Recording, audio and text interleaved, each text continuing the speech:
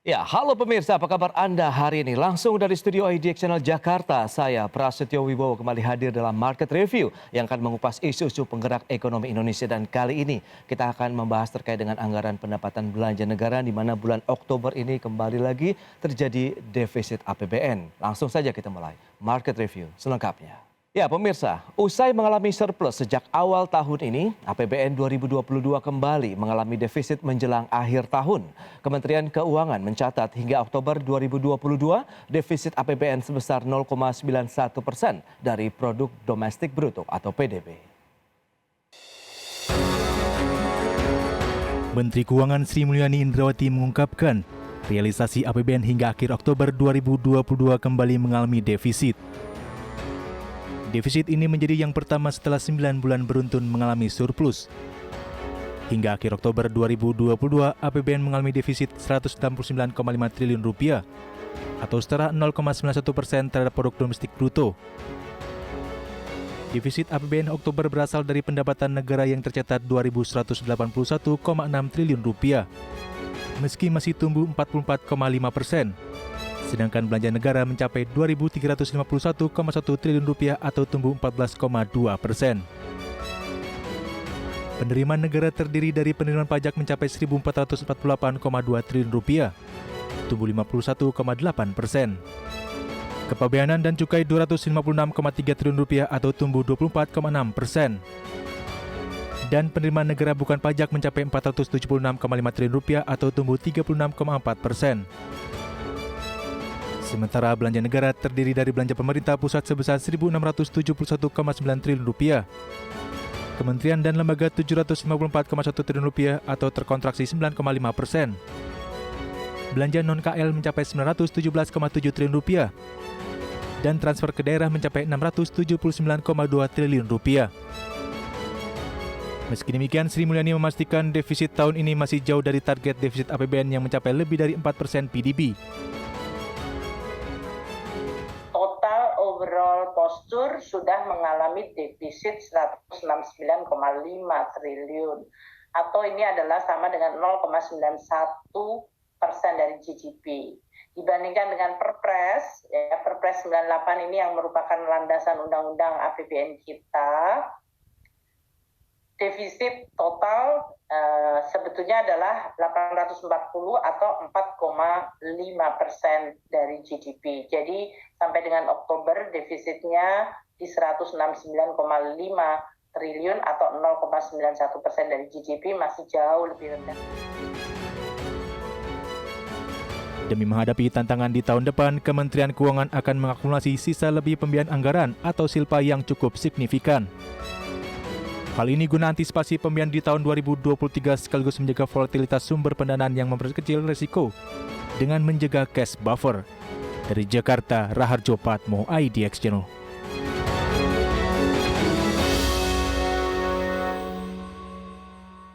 Ya pemirsa, untuk membahas tema kita hari ini, waspada defisit APBN kembali terjadi pada Oktober 2022. Kita sudah tersambung melalui Zoom bersama dengan Bima Yudhistira, Direktur Selius. Ya, selamat pagi Mas Bima. Selamat pagi Mas Pras. Salam sehat Mas. Salam sehat. Baik, terima kasih. Kita akan review dulu nih dari Selius, bagaimana Anda melihat dari sisi pendapatan, kemudian juga belanja negara di sepanjang tahun ini. Ya, di sepanjang Januari sampai dengan September 2022 memang Indonesia dari segi APBN cukup terbantu ya oleh booming harga komoditas.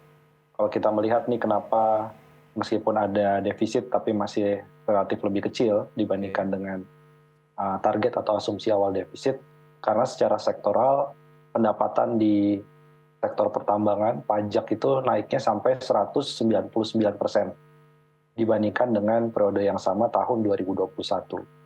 Kemudian kita juga cukup gembira melihat perkembangan dari penerimaan pajak di sektor industri pengolahan itu tumbuhnya 47,4%.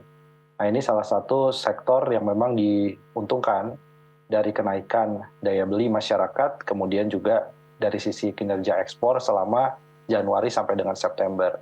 Jadi kondisi krisis energi, kemudian rantai pasok yang terganggu di kawasan Eropa, terutama akibat adanya perang Ukraina, ini mendorong pendapatan dari sisi komoditas. Nah, itu dari segi pajak. Kalau dari segi PNBP, angkanya lebih tinggi lagi. Karena dari segi penerimaan PNBP, migas itu kenaikannya sampai 76,7% secara tahunan. Dan untuk spesifik, misalnya di pendapatan non-migas batubara, itu naiknya sampai 115%. Tapi yang menjadi catatan, meskipun sekarang sudah mulai defisit dan defisitnya masih relatif kecil, APBN ini kan punya fungsi juga untuk mendorong ekonomi melalui sisi belanja. Nah, catatan kami melihat bahwa dari segi realisasi belanja pemerintah ini belum maksimal. Jadi sebagian besar kenaikan belanja itu lebih disebabkan subsidi energi, termasuk pembayaran tahun sebelumnya yang di carry over ke APBN 2022. Oke. Sementara untuk segmentasi belanja yang memang dibutuhkan, misalnya ya belanja modal, itu justru mengalami penurunan 10,1%. Dan belanja yang berkaitan dengan pengadaan barang jasa itu turun 17,6%. Nah, ini posturnya kurang ideal kalau dalam kondisi sebenarnya pendapatan negara kenaikannya sampai 100% lebih, terutama di sektor pertambangan tadi. Baik, dan itu yang menyebabkan kemarin Kementerian Keuangan juga mencatat bahwa ada defisit di bulan Oktober begitu ya, sebesar 169,5 triliun atau tadi sudah disampaikan 0,91% terhadap PDB. Menurut Anda bagaimana? Apakah memang itu tadi yang menjadi salah satu triggernya? Ya, salah satu triggernya karena ada berbagai jenis subsidi. Oke. Ibaratnya yang akhir tahun ini sebagian besar akan dibayarkan oleh pemerintah. Utang terhadap PLN, utang terhadap Pertamina, ya PSO itu penunjukan penugasan, terutama terkait dengan subsidi BBM dan listrik itu dibayarkannya pada akhir tahun 2022. Padahal itu adalah pembiayaan pada 2021 kemarin. Nah, itu akhirnya di akhir tahun ada fenomena itu. Yang kedua, memang kita melihat ada siklus anggaran di mana di akhir tahun biasanya belanja pemerintah itu mengalami kenaikan. Serapannya naik ya, terutama di bulan September, Oktober, November, Desember. Oke. Nah, ini yang menjadi catatan, serapan anggaran memang harus didorong, tapi juga harusnya jangan ditumpuk ya di akhir tahun gitu. Tapi harusnya sejak bulan Januari serapan, pengadaan barang, proyek-proyek itu rutin dilakukan serapan atau eksekusi sehingga tidak menumpuk pada akhir tahun. Nah, seolah-olah defisitnya kenapa pada akhir tahun? Oke. Ya karena baru banyak yang direalisasikan. Tapi dari sisi penerimaan kita yang memang masih timpang dibandingkan dengan belanja negara, apa yang bisa kita cermati sehingga defisit di Oktober ini terjadi, Mas Bima? Ya, satu poin penting ya, tadi meskipun ada kenaikan yang cukup signifikan, Ya. tetapi pendorong dari segi pajak ini adalah industri pengolahan. 30% dari sumbangan pajak ada di industri pengolahan. Pertambangan ada kenaikan, tapi pertambangan ini kenaikan signifikan, kontribusi penerimaan pajaknya hanya 8,8%. 10% aja dia tidak sampai ya. Jadi artinya kalau ingin penerimaan pajaknya berkualitas, mau tidak mau, rasio pajak itu bisa didorong dengan intensifikasi dari industri pengolahan ataupun stimulus-stimulus yang lebih banyak diberikan ke sektor industri pengolahan. Jadi kalau industri pengolahannya tumbuh positif, sumbangan pajaknya pun juga pasti akan lebih bagus. Lantas defisit yang terjadi di bulan Oktober setelah kita berbulan-bulan begitu ya mengalami surplus untuk APBN ini masih dalam taraf wajar, Mas Bima? Ya, saya kira masih dalam tahap wajar karena tantangan defisitnya sebenarnya bisa lebih lebar lagi di tahun 2023 ke depan. Pertama, kita melihat bahwa booming harga komoditas mungkin tidak akan terus berlanjut sampai tahun depan. Banyak faktor yang menjadikan downside risk atau resiko terhadap moderasi harga komoditas terutama di pertambangan atau minerba ya, batu bara juga. Begitu juga di segmentasi perkebunan, selama 1 semester kemarin harganya relatif tinggi, dipicu oleh krisis pangan, krisis energi juga. Tetapi tahun 2023 sumber penerimaan negara dari komoditas perkebunan maupun komoditas pertambangan ini patut dicermati. Jadi kita harus mencari opsi selain komoditas-komoditas yang harganya fluktuatif atau terlalu cepat mengalami perubahan. Lantas bagaimana dengan tadi seperti Anda katakan belanja kementerian dan lembaga begitu yang justru kontraksi nih. Dari sisi yang lain semuanya mengalami pertumbuhan. Nanti kita bahas di segmen berikutnya Mas Bima, kita akan jeda dulu sebentar. Baik pemirsa, jangan beranjak dari tempat Anda, kami masih akan segera kembali sesaat lagi. Ya, terima kasih Anda masih bergabung bersama kami dalam Market Review dan berikut ini kami sampaikan infografik untuk Anda terkait dengan realisasi dari kinerja APBN per Oktober 2022. Ya, seperti yang bisa Anda saksikan, kita akan coba bandingkan dengan Oktober 2021. Dari sisi pendapatan negara, pemirsa, di Oktober 2021 tercatat sekitar 1.510,2 triliun, sementara di Oktober 2022 untuk pendapatan negara 2.181,6 triliun rupiah. Kondisinya sebenarnya tidak jauh berbeda begitu ya, mengalami defisit. Untuk belanja negara di tahun 2021 2.058,9 triliun ini terjadi defisit hingga 548,7 triliun rupiah. Tapi di tahun 2022 ini kita mohon maaf ada kesalahan, harusnya 2022. Untuk defisit tercatat 169,5 triliun rupiah. Itu dia untuk realisasi APBN per 2022 di bulan Oktober. Berikutnya untuk penerimaan APBN, kita akan cermati dari mana saja. Ada penerimaan pajak, ini tumbuhnya double digit, 51,8% atau sekitar 1.448,2 triliun. Sementara bea cukai tumbuh juga 24,6% secara tahunan di 256,3 triliun. Kemudian PNBP, penerimaan negara bukan pajak, juga tumbuh 36,4% tahunan, 476,5 triliun rupiah. Rata-rata double digit untuk penerimaan APBN kita. Kemudian untuk belanja negara, kita lihat di Oktober 2022, belanja pemerintah pusat meningkat 18% secara tahunan, 1.671,9 triliun. Kemudian non-kementerian lembaga 917,7 triliun rupiah, naik 57,4%. Kemudian belanja kementerian lembaga ini yang tercatat terkontraksi ya, minus 9,5% secara tahunan, sekitar 754,1 triliun. Sementara dana transfer daerahnya 679,2 triliun, naik 5,7%. Baik, kita akan lanjutkan kembali perbincangan bersama dengan Bima Yudhistira, Direktur Selius. Ya, Mas Bima, berdasarkan data yang sudah kita sampaikan tadi, ini bicara mengenai penerimaan APBN, kemudian realisasi kinerjanya ini sebenarnya mengulang peristiwa di 2021 yang justru kontraksinya cukup dalam. Apa yang bisa kita cermati? Apakah memang ini cyclical atau bagaimana? Ya, kalau melihat di 2020-2021 memang yang menjadi perbedaan ya. Perbedaan utama itu dari dana kesehatan. Oke. Jadi kalau kita melihat kenapa sekarang meskipun ada defisit, tapi defisitnya jauh lebih kecil dibandingkan tahun lalu, ini karena alokasi dan realisasi dari anggaran Kementerian Kesehatan misalnya, itu mengalami penurunan yang cukup signifikan.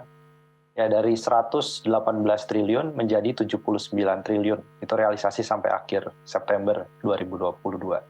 Kemudian juga ada penurunan dari alokasi di Kementerian Sosial, tapi penurunannya relatif tipis dari 69 triliun menjadi 68,5 triliun.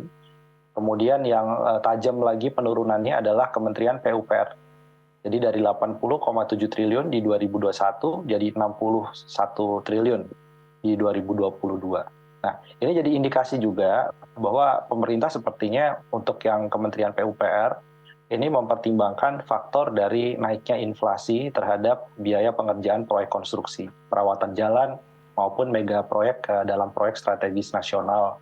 Karena beberapa proyek juga mengalami cost overrun atau kenaikan dari biaya pengerjaan, dan itu terlihat jelas sehingga cenderung lebih selektif atau mungkin lebih hati-hati dalam realisasi anggaran di bidang infrastruktur.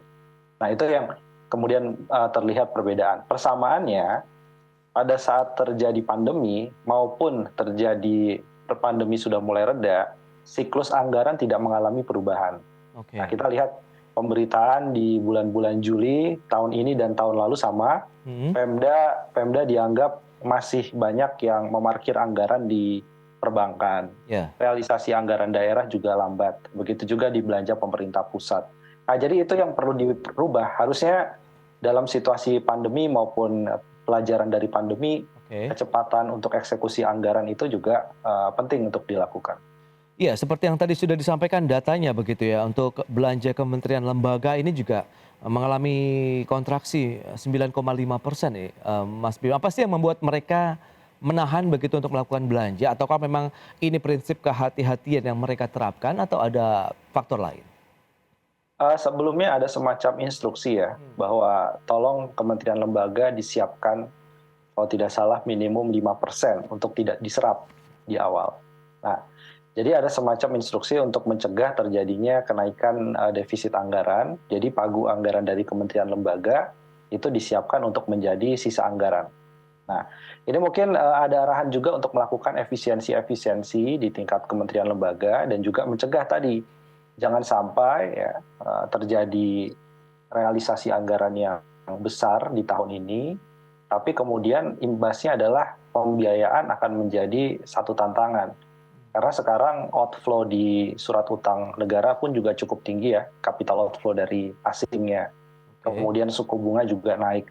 Nah, sehingga pemerintah seolah-olah ingin menabung selisih anggaran tadi agar defisitnya tidak terlalu besar, maka anggaran yang masih tersisa itu digunakan untuk pembiayaan tahun depan. Nah, karena mungkin ada tantangan serapan dari surat utang negara tidak optimal tahun depan. Lantas apa yang perlu dilakukan? Sementara pemerintah juga berulang kali kan sudah menyampaikan bahwa memang ini jangan terlalu lama diparkir, harus segera bisa menggerakkan aktivitas ataupun roda perekonomian di daerah begitu, Mas Bima. Ya betul, yang kita pelajari ya dari siklus anggaran terutama di daerah, itu bagaimana caranya sekarang ini pemerintah daerah punya sense of crisis untuk cepat melakukan realokasi anggaran atau refocusing anggaran. Nah, apa yang perlu didorong? Yang perlu didorong itu seharusnya adalah pengadaan barang yang berkaitan dengan misalnya untuk UMKM. Karena ada instruksi 40% pengadaan barang jasa harus melibatkan produk lokal dan UMKM.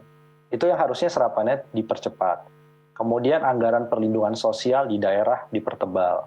Pak Presiden juga menginstruksikan adanya semacam insentif untuk daerah yang bisa mengendalikan inflasi. Berarti APBD di tingkat daerah harusnya juga bisa fokus bagaimana nih caranya agar inflasi terutama pangan itu bisa lebih dikendalikan. Sehingga bisa turunlah inflasi pangannya jangan sampai 7 atau double digit, pernah di bulan Juli inflasi pangannya terlalu tinggi. Itu sebenarnya yang harus dilakukan sekarang. Bukan berarti juga percepatan realisasi anggaran harus kemudian ya bikin acara-acara atau bikin seremonial di akhir tahun, perjalanan dinas, bukan. Tapi kita mendorong percepatan realisasi anggaran yang efektif memang menstimulus UKM dan daya beli masyarakat. Oke, lantas kalau kita bicara mengenai tadi beragam aktivitas ekonomi ini, apakah diharapkan juga bisa meningkatkan lagi penerimaan negara secara nasional begitu yang akhirnya bisa memangkas lagi defisit APBN kita? Ya, kita melihat sekarang ini sebenarnya momentum yang cukup bagus dari beberapa sektor ekonomi, misalnya transportasi pergudangan, itu penerimaan pajaknya secara sektoral memang sudah tumbuh 26%. Kita harapkan kan masyarakat sudah mulai melakukan perjalanan ke luar daerah, kemudian juga melakukan wisata. Nah, ini harapannya juga bisa menyumbang dari sisi sektor transportasi, pergudangan, termasuk juga perhotelan dan restoran. Kemudian yang kedua, sebenarnya ada di sektor jasa keuangan dan asuransi. Tahun lalu penerimaan pajak dari sektor jasa keuangan dan asuransi itu minusnya 4%. Tahun ini naik 15,4%. Jadi mungkin harus lebih didorong juga bagaimana sektor perbankan, lembaga keuangan menyalurkan pinjaman kredit lebih banyak lagi ke sektor real. Nah, dari situ ada putaran pajak langsung dan tidak langsung kepada negara. Oke, lantas dengan kondisi yang ada, faktor global juga apakah ikut mempengaruhi penerimaan negara di sepanjang tahun ini? Tahan dulu jawabannya Mas Bima, kita akan jeda kembali sebentar. Ya pemirsa, tetaplah bersama kami. Baik pemirsa, kita lanjutkan kembali perbincangan bersama dengan Bima Yudhistira, Direktur Selios. Ya, Mas Bima, menarik kalau kita cermati dengan kondisi bagaimana ya penggunaan dari dana APBN kita begitu di tengah tantangan global, kemudian domestik. Lantas bagaimana kalau kita tarik sedikit keluar untuk kondisi yang ada di dunia internasional saat ini? Apakah itu juga memberikan salah satu faktor penyebab akhirnya memang tekanan terhadap APBN kita membuat terjadi defisit di bulan Oktober? Tentunya satu ya, fluktuasi dari harga minyak mentah. Oke. Dari sisi pendapatan kita menikmati dari turunan minyak mentah, kemudian di komoditas pertambangan. Tetapi pertanyaannya berapa lama kita menikmati surplus itu?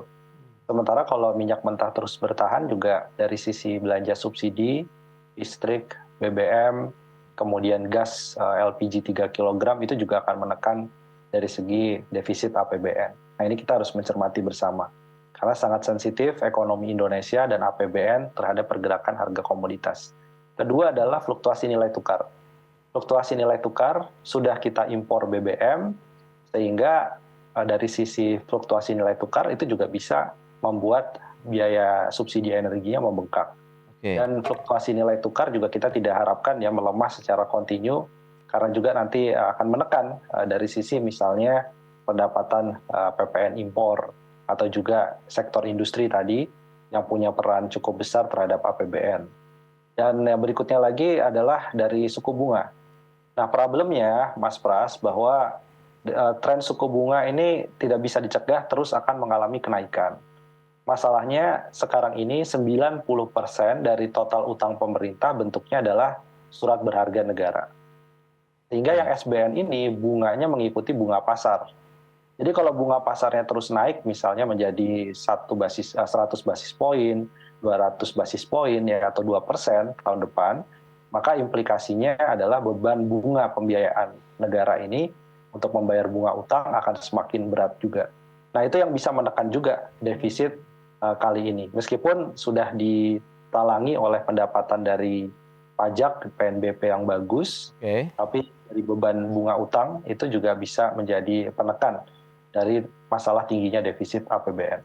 Ya, meskipun pemerintah sudah menyatakan bahwa ini masih wajar, tapi kita kan juga perlu mencermati apakah tekanan dari defisit ini masih akan terus berlanjut sampai dengan paling tidak akhir tahun dan tahun depan yang Anda khawatirkan tadi Mas Bima. Nah, strateginya apa yang perlu juga diterapkan begitu? Sementara APBN memang diposisikan saat ini ya shock absorber begitu terkait dengan kondisi yang ada. Ya, dari sisi pendapatan negara, ini perlu ada kajian ya dan juga evaluasi terhadap belanja pajak. Saya kira penting memberikan stimulus kepada industri, terutama sekarang sedang ada PHK di sektor padat karya. Yes. Memang perlu ada banyak insentif, tapi tolong kalau membuat insentif pajak itu betul-betul harus ada output yang jelas. Jadi tidak bisa lagi pada saat pandemi dan sebelum pandemi tax holiday, tax allowance, ya PPh diturunkan. Tapi mungkin ke depan bisa lebih segmented siapa yang membutuhkan insentif dari pajak dan harus dievaluasi secara berkala. Nah, jangan sampai sudah dikasih insentif, PHK jalan terus. Nah, itu yang kita tidak inginkan. Kemudian yang kedua dari segi belanja, tentu jawabannya adalah realokasi dan refocusing anggaran. Fokusnya mau kemana? Kalau APBN sebagai penahan guncangan, perlindungan sosial yang memang harus dinaikkan. Kita sarankan tahun depan perlindungan sosial tuh bisa 520 triliun. Atau 2,5% dari PDB. Itu yang harusnya dilakukan untuk menjadi penahan guncangan. Kemudian berikutnya lagi adalah pembiayaan. Nah, cari pembiayaan yang lebih murah nih. Kalau perlu, lobby ke negara-negara yang memberikan utang ke Indonesia untuk mendapatkan penghapusan utang. Atau penangguhan pembayaran bunga utang. Baik, lantas bagaimana proyeksi Anda terkait dengan kinerja penerimaan, kemudian juga belanja negara ataupun PBN kita sampai dengan akhir tahun ini? Ya, sampai akhir tahun ini perkiraannya memang kita masih mengalami defisit ya overall. Masih akan ada defisit, walaupun defisitnya tidak mencapai angka 2,5%, mungkin di bawah itu pertama. Yang kedua dari segi pendapatan negara ini masih sebagian besar ditopang oleh booming harga komoditas sampai akhir tahun. Kemudian dari sisi belanja mungkin realisasinya ini. Nah, belanja ini ada perdebatan apakah realisasinya bisa mencapai di atas 90%. Saya kira ini akan sangat susah kalau melihat transfer daerah dan juga belanja pemerintah pusat banyak yang berkurang realisasinya. Mungkin kita hanya mencapai realisasi belanja itu totalnya sekitar 90 atau di bawah 85%. Baik, oke ya berarti Anda masih tetap optimiskah bahwa kinerja APBN ya tanda kutip baik-baik saja ke depan? Oh, kalau ke depan ceritanya akan sangat berbeda saya kira. Kita akan terus melihat indikator makro yang cukup dinamis dan Oke. bagaimana kebijakan. Karena tahun depan satu lagi Mas Pras adalah tahun politik. Ya. Misalnya banyak anggaran yang sifatnya populis nanti bisa berpengaruh terhadap postur APBN dan defisit yang lebih lebar tahun depan. Wow, oke, itu dia yang perlu dicermati nampaknya pemirsa sambil kita terus mengatasi lah ya defisit.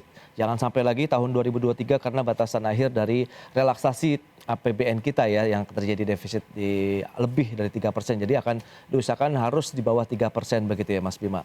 Terima kasih banyak atas waktu dan sharing Anda berikan untuk pemirsa iDirectional. Selamat melanjutkan aktivitas Anda kembali. Salam sehat Mas Bima, terima kasih. Salam sehat, terima kasih Mas Pras.